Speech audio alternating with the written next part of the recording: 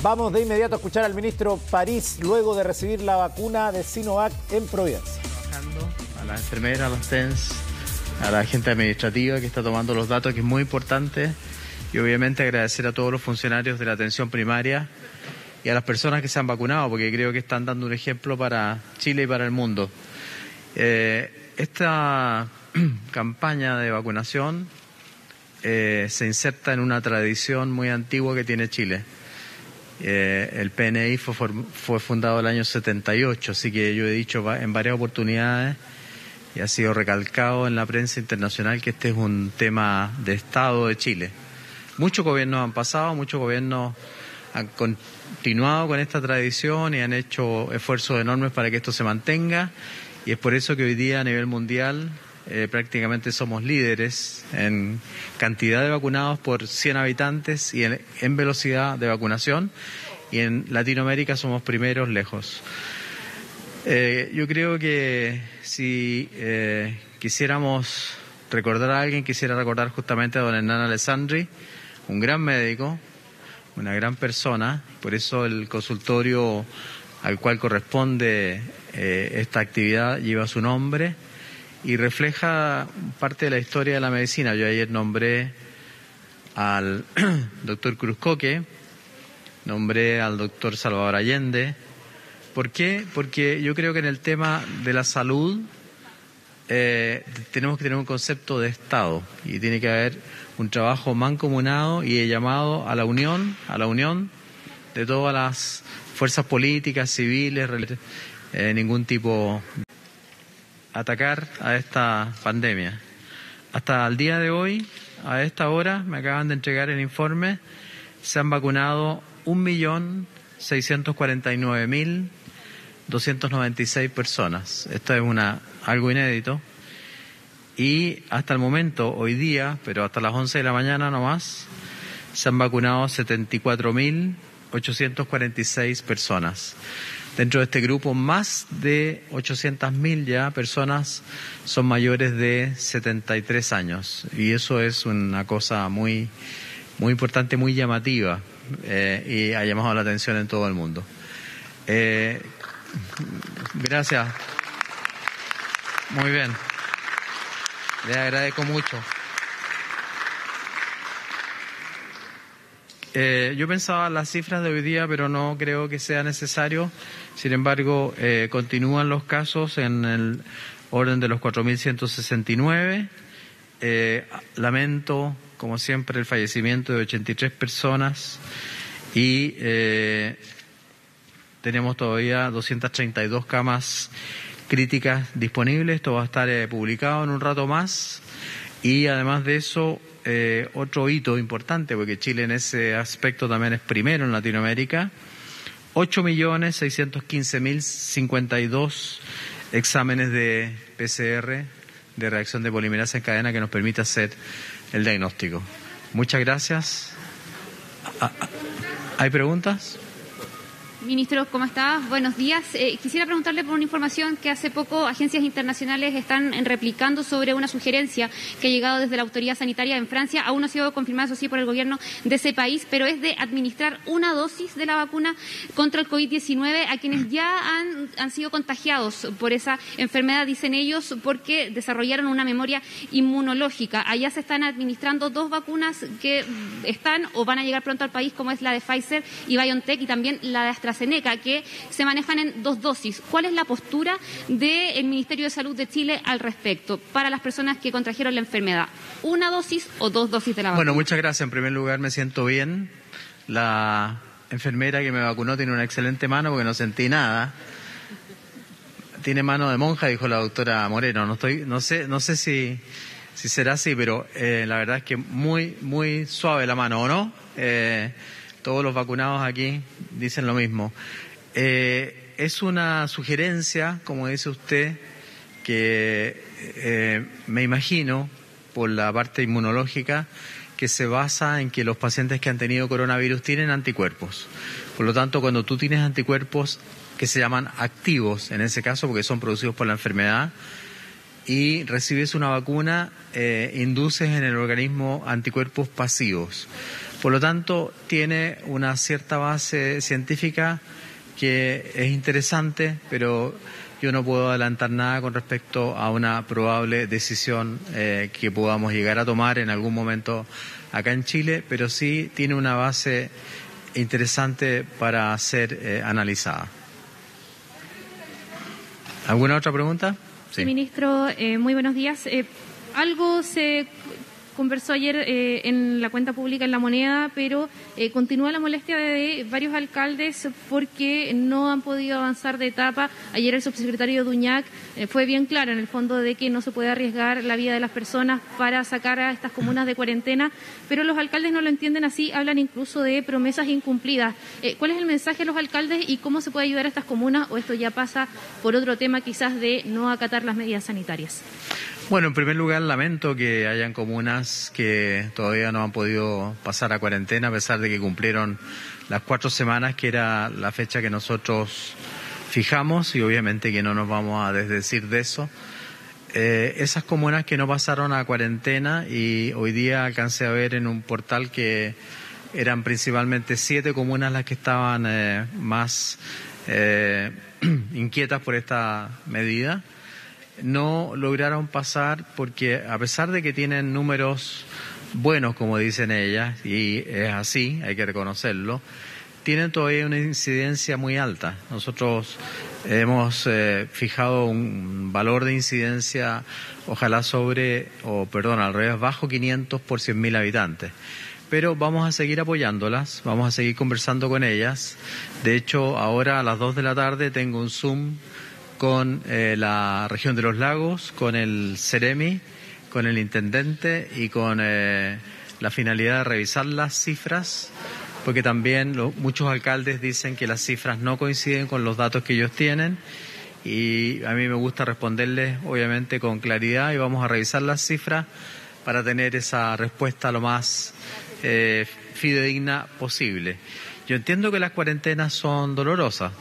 Yo jamás apoyé las cuarentenas 100%. Desde el comienzo hubo otras personas muy connotadas que apoyaban las cuarentenas, los lockdown y el cierre total. Yo sé, y nunca las apoyé totalmente, pero cuando hay que tomarlas por razones sanitarias.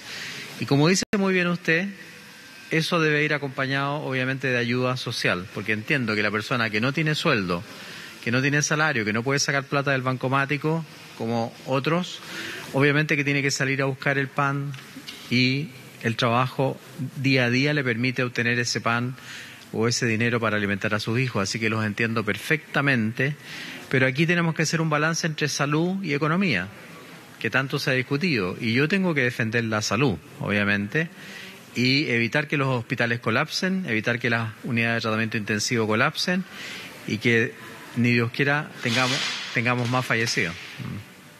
¿Cómo está, ministro? Buenos días. Preguntarle por lo que está sucediendo en el litoral central. Hay algunos alcaldes, específicamente el Quisco, el Tabo y el Garrobo, que dicen que casi el 70% de las vacunas que fueron enviadas han sido utilizadas por turistas. De hecho, el alcalde de El Tabo nos señala que le quedan solo 47 vacunas para todo este fin de semana. ¿Qué es lo que está sucediendo? ¿Qué va a pasar el fin de semana? ¿Qué viene para los próximos días? En esas zonas donde hemos visto que, temporada estival, la gente aprovecha de ir a la playa con todos los permisos que también se han dado. Muchas gracias. Voy a contestar esta pregunta con harta paciencia, porque no es así. Yo acabo de hablar con el intendente, estamos reunidos con el Ceremi subrogante, está reunido además con el intendente subrogante. Las comunas piden ellas las vacunas que necesitan, no se le mandan vacunas, digamos, bajo la numeración o bajo el capricho del Ceremi. Eso es absolutamente falso. Tengo que desmentir a ese alcalde. Él puede pedir todas las vacunas que necesite y se le van a enviar. Le pedí al intendente que diera una conferencia de prensa junto con el Ceremi subrogante, justamente para aclarar esas dudas. Aquí no hay que seguir utilizando ni la pandemia, ni la vacunación, ni los medicamentos en forma política. No es verdad que le vayan a faltar vacunas. Y las vacunas, insisto, las pide el encargado de salud de cada municipio. Así que yo le pido con mucho respeto que se coordine mejor entonces con su encargado de salud, porque si él necesita más vacunas, se le harán llegar las vacunas a la brevedad posible. Y le agradezco, además, que esté vacunando gente que está de paso o de vacaciones, porque esa era la idea. Esas personas, cuando vuelvan a su lugar de origen, van a tener que recibir la segunda dosis en el lugar de origen. Y por eso es tan importante lo que hacen aquí nuestros personajes de la administración, que tienen que inscribir en un computador y en el Registro Nacional de Inmunizaciones el nombre, el RUT y la vacuna que recibieron. Y eso después sirve para que la persona que se vacunó en el litoral pueda volver a vacunarse con la segunda dosis en su ciudad de origen. Está todo muy bien organizado. Yo lamento esos comentarios, pero no es así. Si le quedan 47 vacunas, bueno, que llame inmediatamente y le van a llevar vacunas. Nosotros no entregamos vacunas en forma sin la petición de la autoridad regional. Lo que él pida o ella pida, si es alcaldesa, se le entregará. Muchas gracias. Buenos días.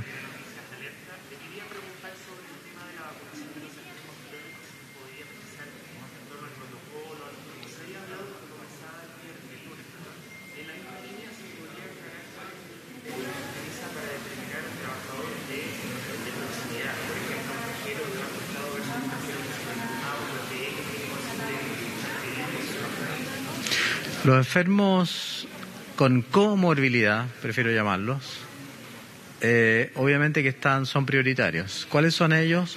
Por ejemplo, un enfermo que tenga diabetes, un enfermo que tenga hipertensión, que haya tenido un tratamiento para el cáncer o que tenga una artritis reumatoidea, en fin. Ellos tienen que vacunarse en el concepto de que es una comorbilidad. ¿Por qué hemos separado ese grupo? Porque esos pacientes, aunque tengan edades más bajas, porque la pueden tener, cuando adquieren el coronavirus tienen una evolución más maligna. Entonces ellos están en una etapa prioritaria. Con respecto a los cajeros, ¿por qué se privilegió el Banco del Estado? Porque en el Banco del Estado tenemos una cantidad de gente que acude al banco que es gente humilde. El 80% de los clientes del Banco del Estado es gente muy humilde y obviamente tiene que ir presencialmente muchas veces, no saca la plata del cajero a cobrar su sueldo, a cobrar su jubilación o lo que sea, y es por eso que los cajeros del Banco del Estado figuraron así. Tienen que vacunarse para evitar obviamente contagiarse. Los cajeros de los supermercados, me parece interesante su observación.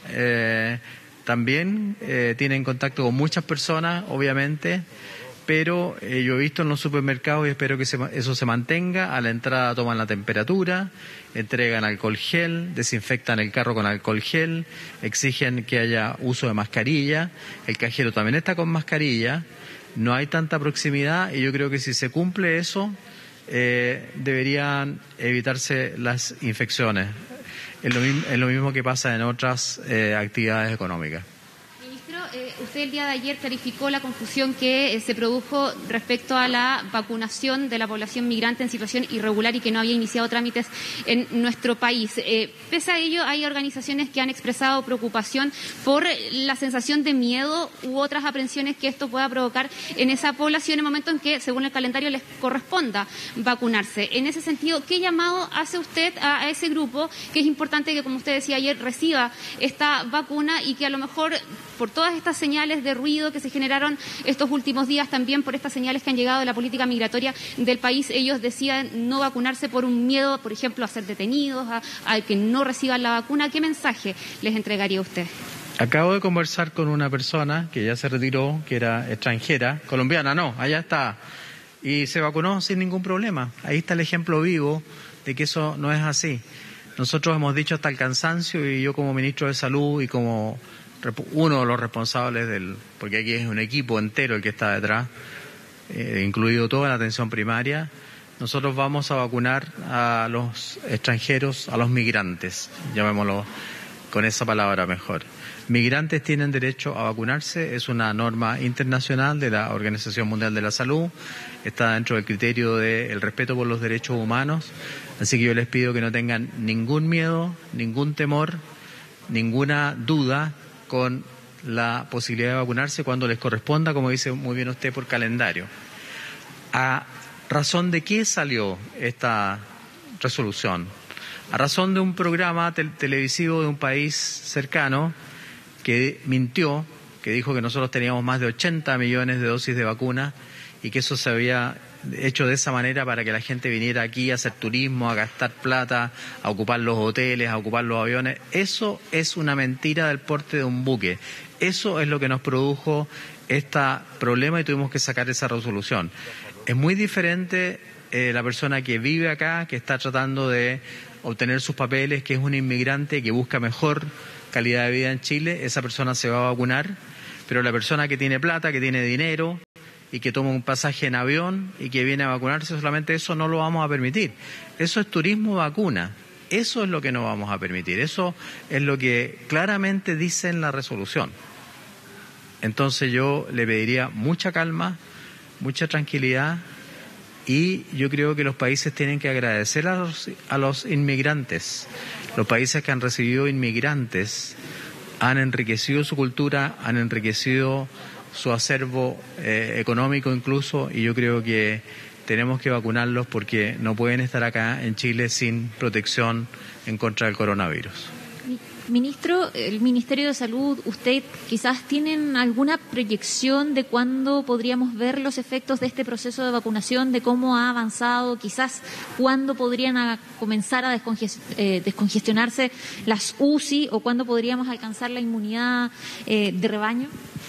Bueno, hay ya estudios avanzados en otros países que han vacunado más rápidamente con nosotros. Voy a dar el ejemplo de Israel, por ejemplo, que lleva una cantidad muy importante de la población vacunada. Y en esos países, cuando se obtuvo el 30% de la población vacunada, ya se observó una caída en los hospitalizados en unidades de tratamiento intensivo, e incluso se observó una disminución en la letalidad. Así que si nosotros hacemos un paralelo entre eso y lo que está ocurriendo en Chile, cuando logremos vacunar al 30%, espero que sea a fines de marzo, los primeros 15 días de abril deberíamos notar una disminución en los ingresos a UCI y en la letalidad. La inmunidad de rebaño es otra cosa. Eso depende del RO, o sea, de la capacidad de contagio que tenga el virus, cualquiera que sea, y de la efectividad de la vacuna. Con las vacunas que estamos ocupando, que tienen alta efectividad para pacientes graves, hasta 100%, y con el RO que tiene este virus, que es sobre 2, nosotros hemos calculado que para tener una inmunidad de rebaño tienes que vacunar al 80% de la población susceptible. Y eso esperamos lograrlo a fines de junio, no antes del 1 de julio, para que la gente tenga claridad que mientras tanto la pandemia sigue. Hay que mantener el distanciamiento, hay que mantener el uso de mascarilla, lavado de manos, etcétera, todas las medidas. ¿Algo más? ¿No?